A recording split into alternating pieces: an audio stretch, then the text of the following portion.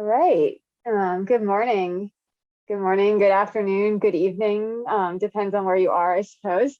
Welcome to this week's edition of eoPERCS. My name is Elizabeth Seibert. I'm one of the committee members who puts this seminar on every week.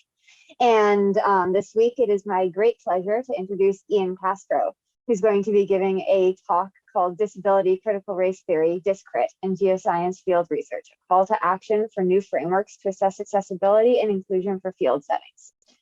This seminar is the first of a series that eoPERCS is running this summer on accessible and inclusive fieldwork.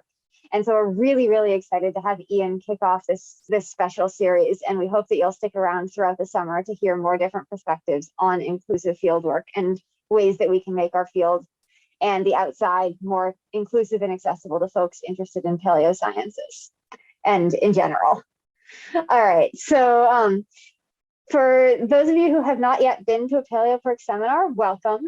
Just a quick note of how this typically goes is that we have welcome and announcements that last somewhere around 2 to 3 minutes.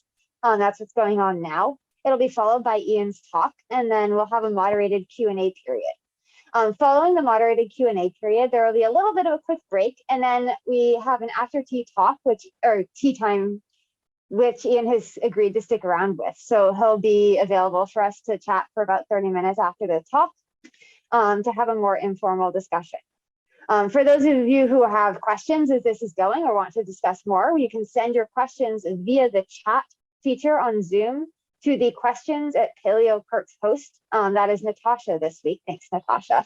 And we will read those out for you during the end of the talk.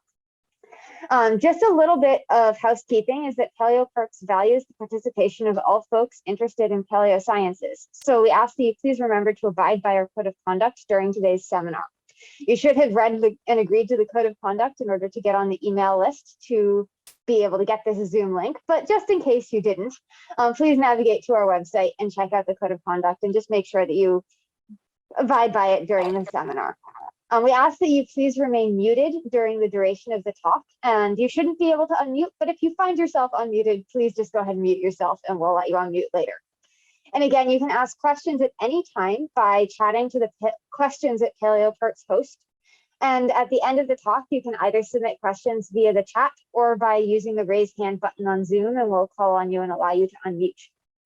We have closed captions built into Zoom these days. You can use the CC button to show or hide them. And at this point, we'd like to also note that you can nominate any outstanding early career scientists to give talks in our seminar. We strongly encourage nominations, especially from folks from underrepresented or historically excluded groups in STEM. So we'll drop the nomination form in the chat momentarily.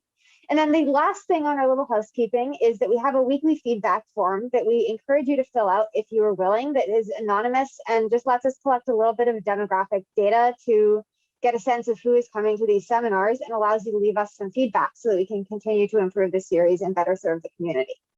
That should also be in the chat. Alrighty, so enough about perks. Let's talk about Ian. So our speaker today is Ian Castro. Ian got his bachelor's in geology from the University of Cincinnati, and then went on to do a master's in geology from Miami University. And he's currently a PhD candidate in geoscience education at the University of Cincinnati, and is also an executive counselor in the International Association for Geosciences Diversity. And so Ian, at this point, we'd love to hear from you. So go ahead and take over your screen share. Thank you so much. Give me one moment, please, as I switch over. All right, we can get started. Thank you, everybody, for inviting me to be here. Again, my name is Ian Castro. Today, I'm going to be sharing a framework called Disability Critical Race Theory, or DisCrit, and how it can help us address some of the issues of accessibility and inclusion that we have in earth science spaces. So I want to talk briefly about kind of the purpose of this talk. I want to start things off with some of the current state of field experiences for underrepresented or marginalized individuals. And then I want to transition into assessing disability critical race theory, or DisCrit, into that space and how we utilize it as a research framework. Then I want to talk a little bit about how that applies to geoscience fieldwork. And lastly, I want to touch on areas of how do we push this forward? Where can this grow? How can we facilitate this further? So let's talk briefly about just geoscience field experiences. So as we all know, field experiences are often regarded as one of the main reasons to enter the geosciences. They're normally seen as a really integral part of being a geoscientist. And I've listed a couple of key examples of what field experiences can look like. Oftentimes, institutions will have a field camp or a 6 to 8 week field course. That's normally a requirement for undergraduate students.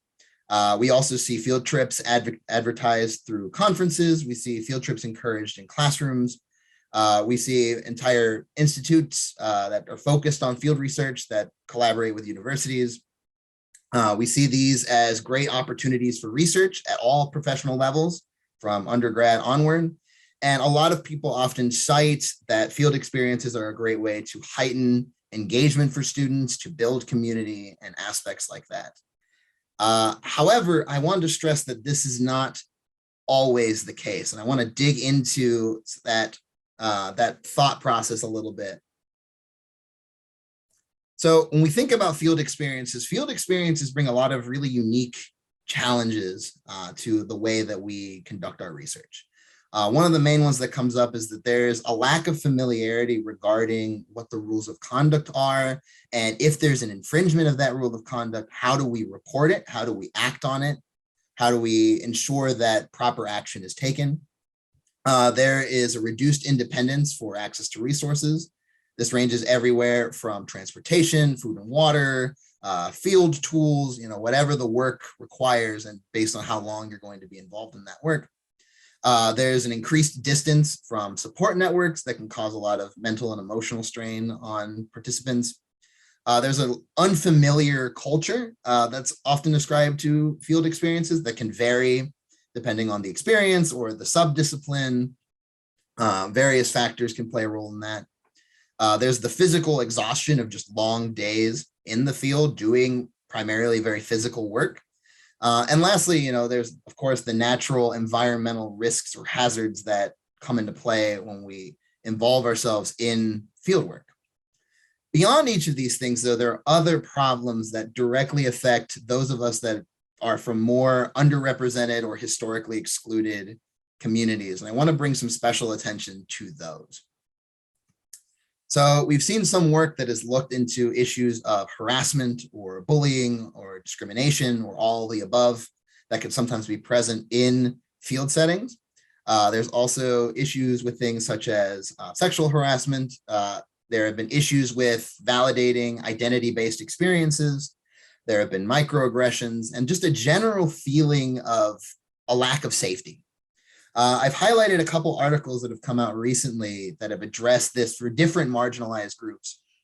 You can see the one on the bottom left focusing specifically on issues and risks that are posed to people of the LGBTQ+ community in the field and ways to help protect your Black, Indigenous, people of color, or BIPOC students in fieldwork. So more recently, there has been a more open conversation about, a lot of these marginalized people don't necessarily feel that community and that safety that we often associate with field environments, but rather that some other issues exist in those spaces as well. And in many of these cases, that's not obvious or it's not physically present. I want to highlight a quote from a paper from Stokes et al. 2012 that I think highlights a lot of the themes that I'm going to be addressing in this talk. And I'm going to revisit this slide later on in the talk to really emphasize a major point. And it's this idea that practitioners need to think beyond the boundaries of their beliefs and experiences. A lot of times when we think about field experiences and how important they are and aspects like that, we often are very limited to our own experiences, either on running field programs or in participating in field experiences.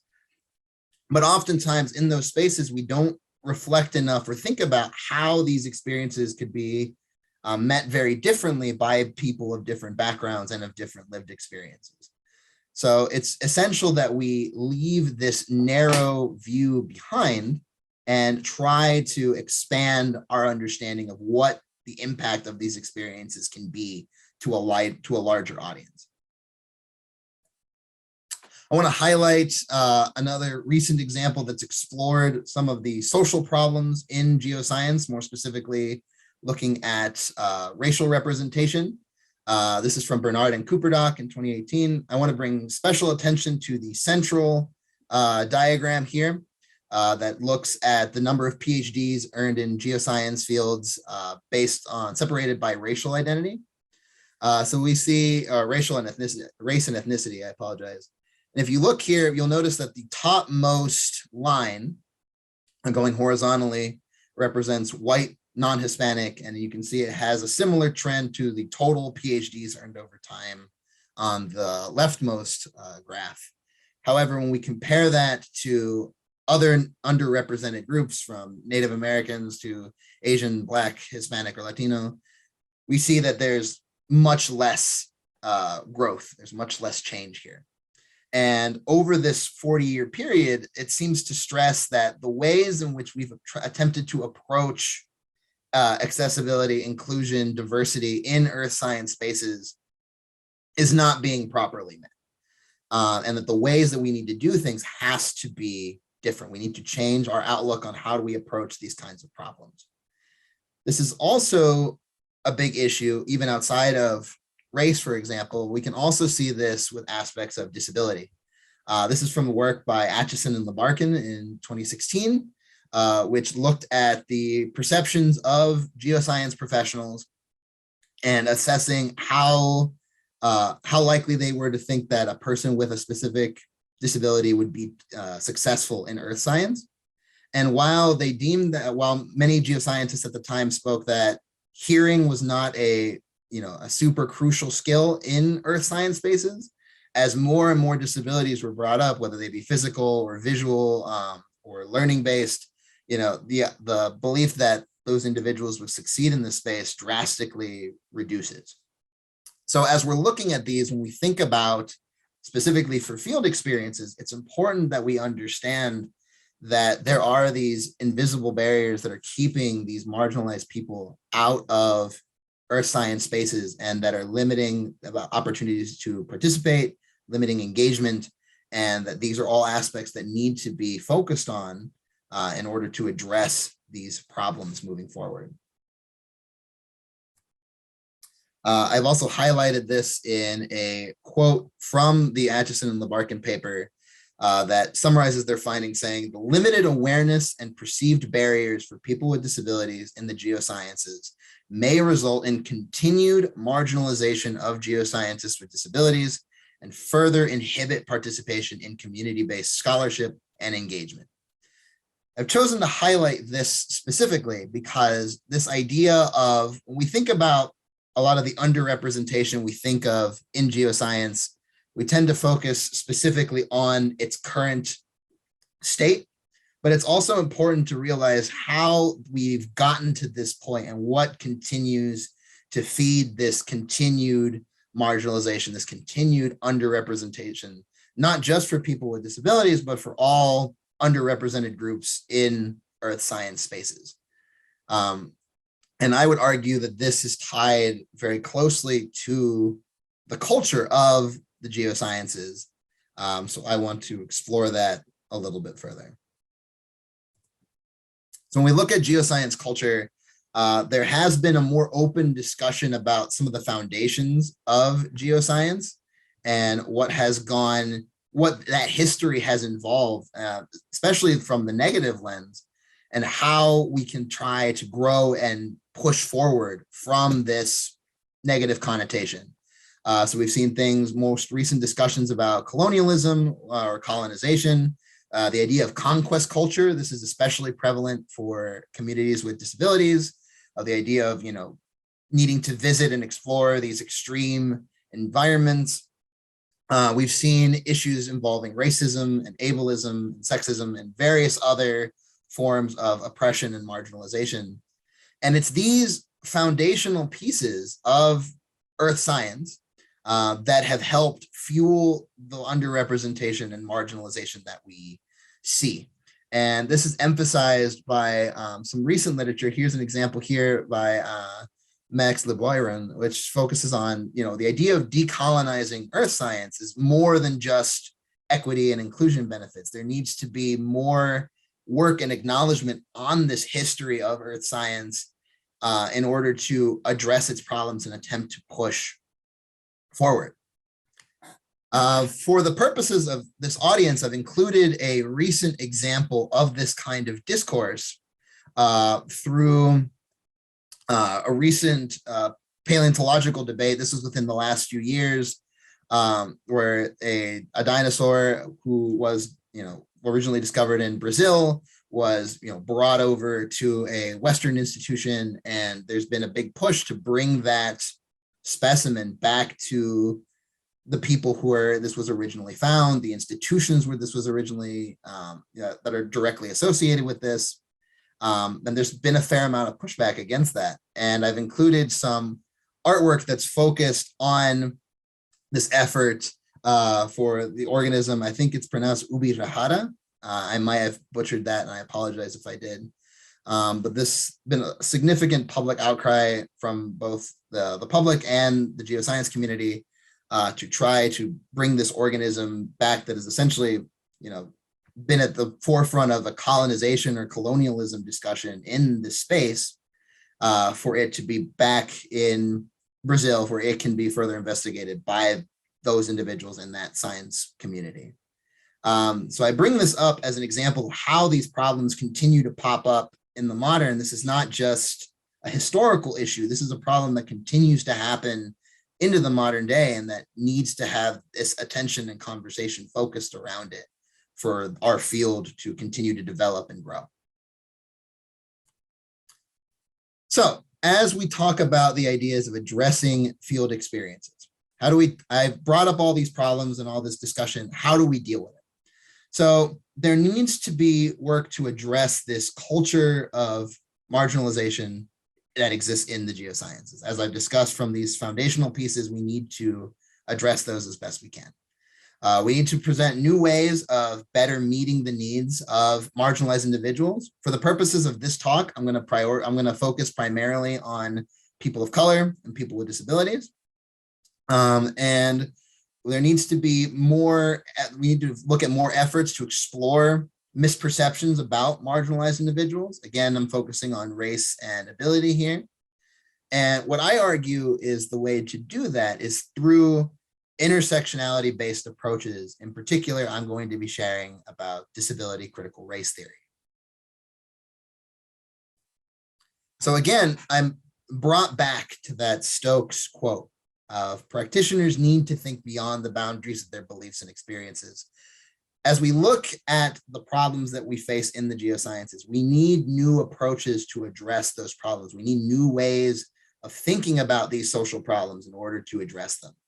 So while a lot of what I'm going to be discussing may be new to most of you, I want you to keep an open mind as we explore them and use this to reflect back on your own experiences in the field, your own experiences in the geosciences, and how we can push forward and grow from there. So now I can introduce disability critical race theory, or for short, DisCrit. I will be referring to it as DisCrit for a majority of this talk, although I may bounce back and forth a little bit just as the conversation flows.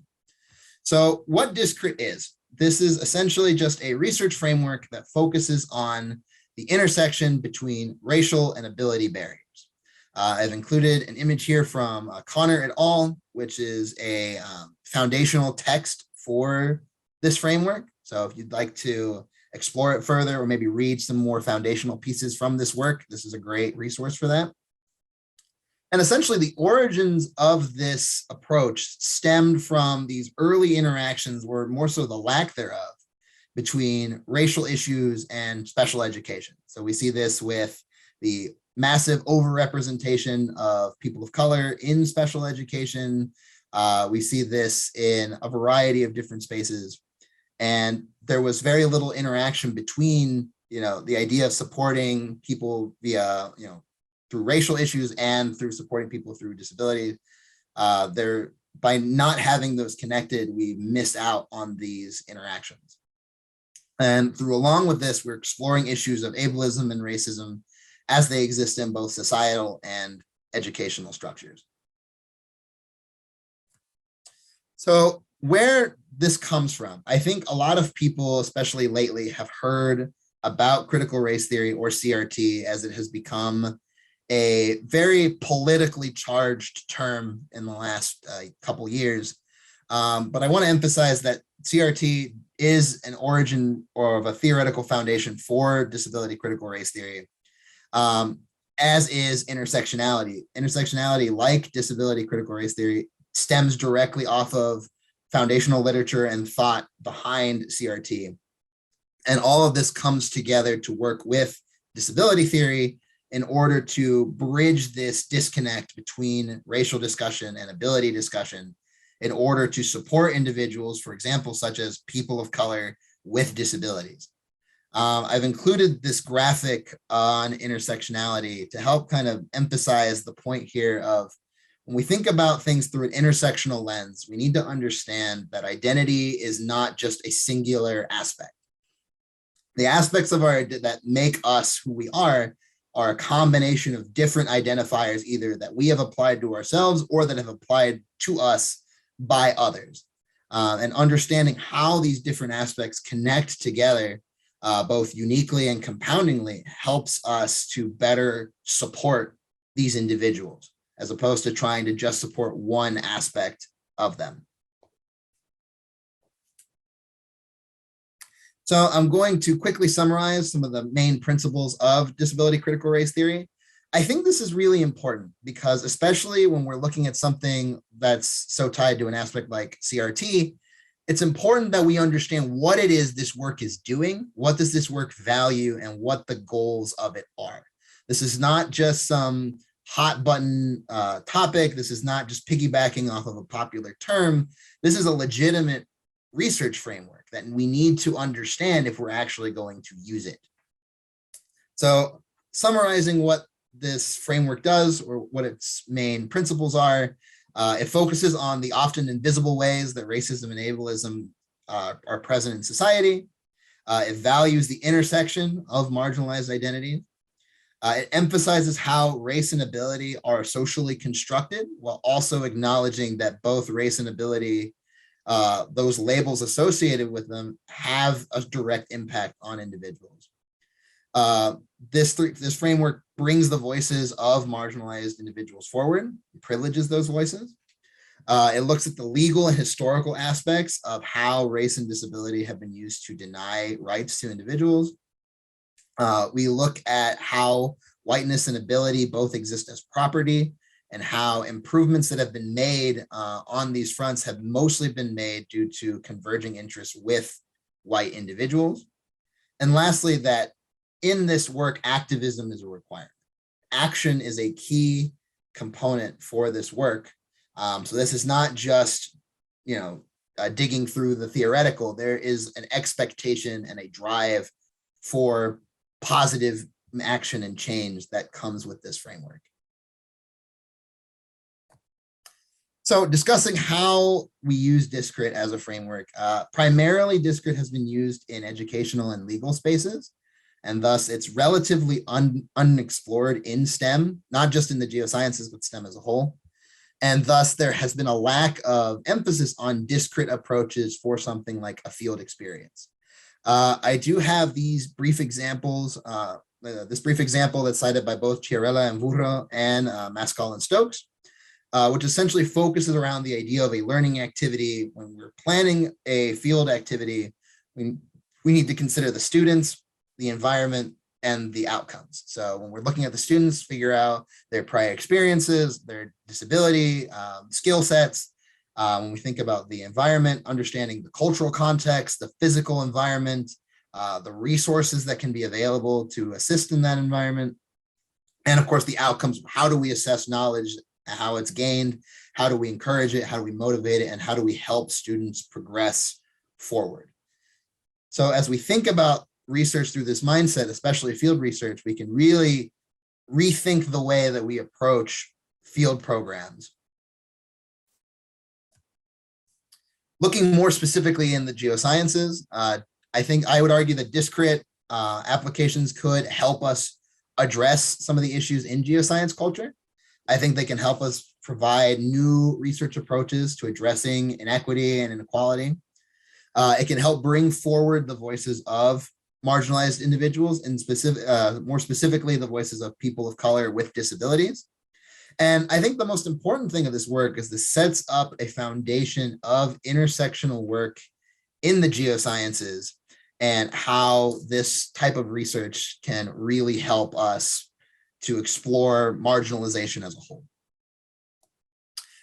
So now I want to highlight a couple studies that have, while not directly used disability critical race theory, have applied similar thought process or framework in their specific research. So the first thing I want to highlight is from Stokes et al. In 2019. This was focused around the idea of designing accessible geoscience field trips and fieldwork experiences, specifically for individuals with disabilities. And the reason I've decided to use this as an example of how DisCrit could be addressed is that this work was really focused on the collaboration with individuals with disabilities. What were their issues with the field? What are their concerns, their complications, and how to work directly with them to address those concerns.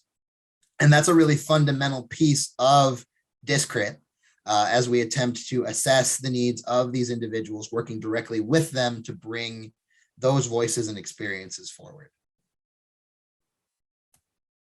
Another paper I'd like to cite in this example would be Kingsbury et al. In 2020, which used a community-based participatory research or CBPR process in order to help bridge this connection between autistic community members and academic research members in the construction of a typical research project for autistic geoscientists and how to best support them through these endeavors. So this really brings forward a foundational piece of disability studies, which is this idea of nothing about us without us. And this is so integral that it was made part of the title of this particular paper. And essentially what that is referring to is this idea of we cannot create long-term, sustainable, significant change for marginalized individuals without them present. We need those voices, we need those lived experiences for any of this to actually be resolved and for the real issues to be identified and worked on. So while both Kingsbury and Stokes don't directly focus on race, these foundational approaches set up similar guidelines and emphases that we would see in a disability critical race theory study, just with the added push that this would also add that perspective based on race alongside disability.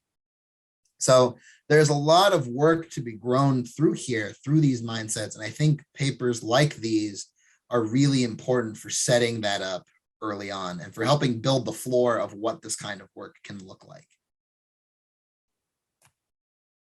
So like I said, as we work to apply DisCrit to broadening participation, we need to work directly with those who are most affected.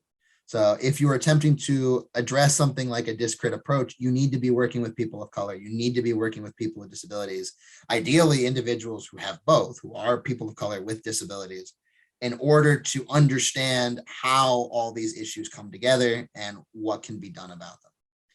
The other aspect is that this needs to be planned collaboratively. We need these individuals throughout the research process. They don't exist just as participants.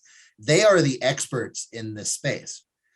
For example, while I'm here talking to you about this work, I am not an expert on the lived experiences of people with disabilities. I'm an able-bodied person and thus don't have these disabilities. I need these voices in order to share what these experiences are like. And in the same way for race, I can speak of my own experiences, but I cannot speak for broader racial interactions as a whole. Those voices are essential for throughout the research process. Also, as we work on broadening participation through a DisCrit lens, it's important to emphasize opportunities.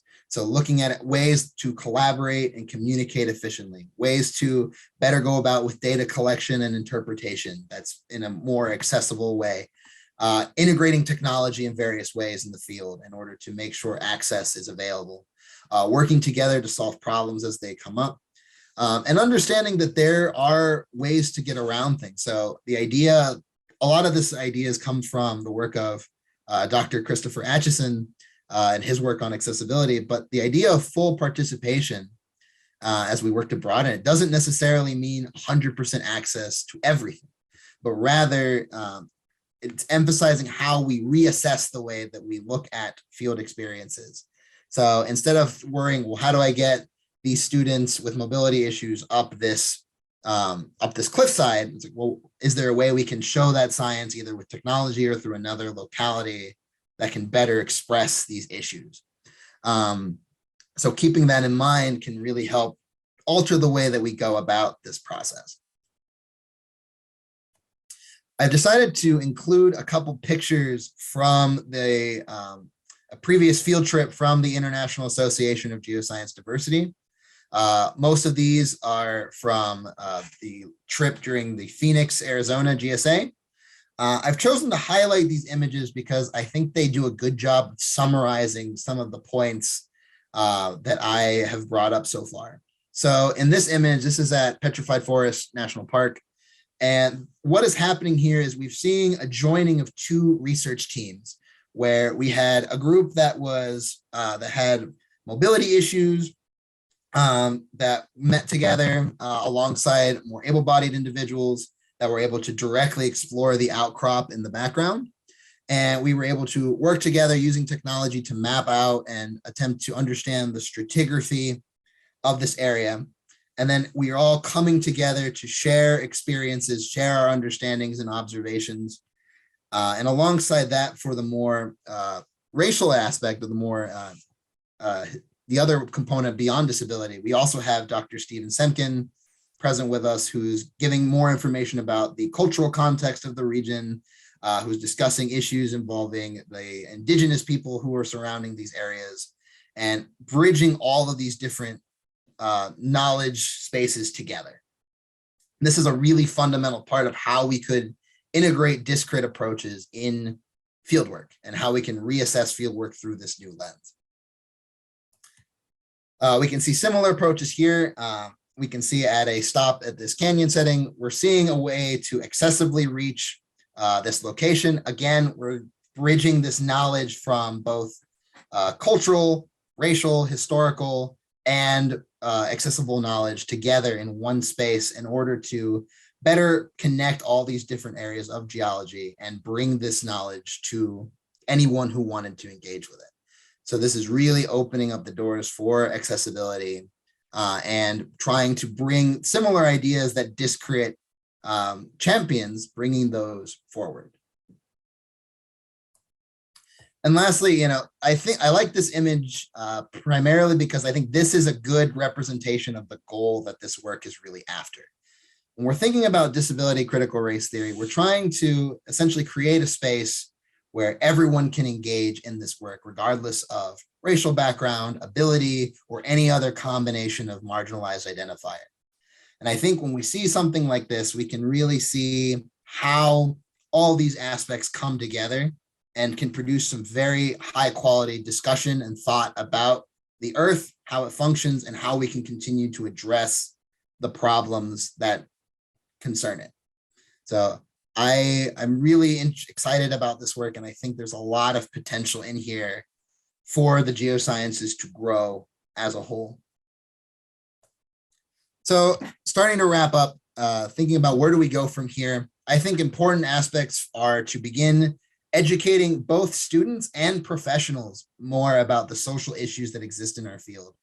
I think this has definitely gone up in recent years, especially through efforts like URGE and the recent anti-racism pushes that we've seen in earth science. But I think making a more active effort to educate ourselves about these problems and how they can be addressed is really important. I think recontextualizing some social science frameworks like disability critical race theory into geoscience work can also be really valuable. I see a lot of the time we almost feel like we're reinventing the wheel when instead this work exists. This work is already out there. We just need to be open to exploring it. And lastly, as I mentioned earlier, I think this can really expand the future of intersectional research approaches in neuroscience to address other issues of marginalization beyond just race and ability. And most importantly, we're getting the active involvement of marginalized individuals, like we've seen in Stokes, like we saw in Kingsbury et al. Bringing these voices forward is the meat of this, and that's where the most important findings are going to come from. I've also highlighted support organizations that have worked with underrepresented groups in a variety of ways. We have Black in Geoscience, the Geoscience Alliance, GeoLatinas, the IAGD. These are all examples of groups that have done great work to support marginalized individuals, but I would say that the next big step would be for groups like these to interact more with each other, share more ideas, and share these lived experiences in order to better address those intersections as they come up. So we've seen that DisCrit has a really notable history of exploring these intersections of race and ability. There is a need for more research involving DisCrit and other intersectional frameworks in order to better understand how this intersection affects individuals in our space and how we can better support them in the field. Collaboration is essential as we meet not only individualistic needs, but also as we attempt to address larger scale issues in the geosciences.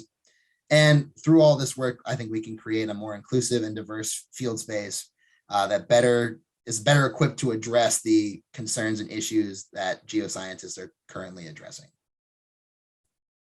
That's all I have for today. Thank you so much for listening, and thank you again to eoPERCS for inviting me here. I've included my email here if you wanted to get a hold of me to talk about any of these points further. And I'm really glad that you guys gave me your time. Thank you so much. Thank you, Ian, so much for that really interesting talk. I think there's an enormous amount of really good information in there and lots of food for thought. So before we open it up for questions, I just want to reiterate what Natasha has already put in the chat, which is that if you have questions, please either send them in the chat to Natasha, who is questions at eoPERCS today, and I will read them out for you. Or if you would like to, you can raise your hand and we will unmute you. So to get us going, we have a question from Sender, who asks, and actually just so everyone knows, we'll be putting the questions also in the chat. So this question asks, how has virtual reality simulations and other related online solutions to express geoscience notions helped differently abled people as an alternative to field trips? That's a great question. So there has been a lot of research into virtual reality simulators or virtual field trips as a whole. We've especially seen this come to fruition through the recent rush for COVID-19, as a lot of field programs were shut down. There has been a lot of great work in this regard to help provide opportunities for differently abled individuals. My only concerns for these aspects is that often these experiences are not always available, either because of technology issues or resource issues. And also, there's an inherent learning curve as we work to design virtual field experiences. But I think that there's a great space for integrating a lot of the ideas that I've brought up with DisCrit in how we go about designing virtual reality experiences. So as we work to develop these things, bringing people with disabilities to the table and people of color to the table of saying, how can we make this more work for you? How can we design a field course that better captures your concerns or the issues that you experience in order to make these experiences not only more meaningful, but also that bridge these gaps between the people who are planning in-person field experiences and those who are focused specifically on just virtual spaces. I think there's a great conversation space there for combining these ideas and making very meaningful field experiences. Excellent. Thank you for that. So our next question says, thanks for a great talk. You make a really compelling case for considering intersectional identities when planning educational fieldwork, both in I think that's both, but in the case of both disability and race, it is not necessarily obvious what someone might need to be comfortable and effective in the field. What are ways to go about getting people the support that they need without making assumptions or asking folks to do a lot of additional labor? Honestly, that's a great question. And I think a big aspect of it is just instead of focusing on the idea of doing all this additional labor, it's just inviting these individuals to be at the table to share their experiences and like what makes you feel safe in a field environment, what doesn't. Or like if you're proposing, bringing them on from the get-go, as opposed to the goal of this is not that marginalized people are serving you as like a stamp of approval, but rather that you're working collaboratively from the get-go in the designing of these aspects. So we don't want to make assumptions. We want to work with these specific individuals on how to address some of these problems. How do we improve? What are areas for growth? I can use an example of this with the IAGD when they do accessible field trips. There's constant check-ins with individuals on the trip, check-ins. If there are things that need to change on the fly, we work on them as best we can. If people bring up concerns that even after consultation maybe weren't thought of or maybe weren't approved, we bring those forward and discuss them further in a way that involves everyone involved. So I think there's this concern that, we don't want to overtax individuals who are already marginalized and are already just trying to do their own work. But I think the encouragement they would receive from being invited to collaborate on this is really encouraging and is really empowering. So I think opening that opportunity and starting that conversation to help build trust with these communities and to help show an honest effort of improvement is going to be really, really important moving forward. I think your point about building something collaboratively from the beginning instead of trying to put a Band-Aid on it at the end seems like a really, really valuable one. Mm-hmm. So I have another question in. This one is from Roy Plotnick, who oh, come on now. There we go. Says, great talk. Can you say something in the context about, in this context, about issues surrounding neurodiversity and also about participation in scientific conferences? Yeah, I can try to speak on that. So as we're looking at issues of neurodiversity, it's important that as we look at issues of disability varies tremendously, everything from physical to the neurodiverse, whatever you want to emphasize on. It's really important to have, I'm going to sound a bit like a broken record, but as we work to produce these experiences for things like whether that be for the field or for a classroom or for whatever geoscience experience you're trying to build, it's reaching out to this community, to these individuals, figuring out how can I best support you? And more importantly, if you know that your experience has an individual who is neurodiverse, even reaching out to them specifically, how can I support you on an individual level? What are things that we can do to help make sure this is as accessible to you as possible? How can we make sure that this is, best suited for your specific needs? And when we branch that out to conferences, there has been a bigger push for this more recently. If you've noticed at some of the recent GSA and I think occasionally at AGU, there have been discussions of, hey, if you have a concern about either diversity, disability, or whatever, share that with us. We want to talk about those spaces. And I think those conversations are so valuable because as we gain more and more of these perspectives, we're seeing more and more of how we can improve things, how we can make these spaces better for everyone. So I think as we go about this, I think there's a lot of area for growth. And I think there's a lot of area for more efforts to engage in these kinds of conversations and maybe reassessing how we do not just geoscience work, but also as we plan science conferences.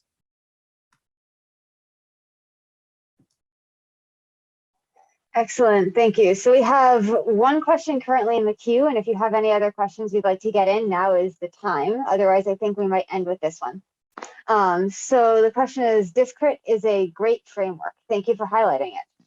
could you talk a little bit about how to incorporate the framework in field camps that are aimed at geoscience undergraduate students? Yeah, that's a great question. Honestly, this is something that could be dug into for, one, if not multiple research papers.